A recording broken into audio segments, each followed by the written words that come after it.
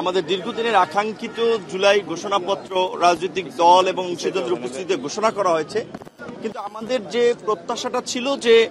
বিশেষ করে এত বিস্তৃত, যেমন এখানে একটা বিস্তৃত ইতিহাসের ধারাবাহিকতা বর্ণনা করা হয়েছে,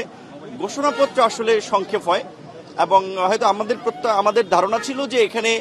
এই 24-এর গণ অভ্যুত্থানের প্রেক্ষাপটটা হয়তো টানা হতে পারে। সেই প্রেক্ষাপট হচ্ছে 2018 সালের কোটা সংস্কার আন্দোলন এবং বিশেষ করে আপনার গত 1.5 দশকের ফ্যাসিবাদ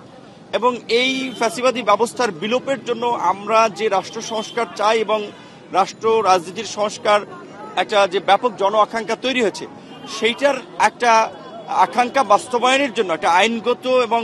একটা নৈতিক ভিত্তি এই ঘোষণাপত্রে দেওয়া হবে। কিন্তু জুলাই সনদ বাস্তবায়নের বিষয়ে এখানে বোধহয় ওইভাবে আইনগতভাবে খুব বেশি কিছুতে ফোকাস করা হয় নাই। কার্যত আগামী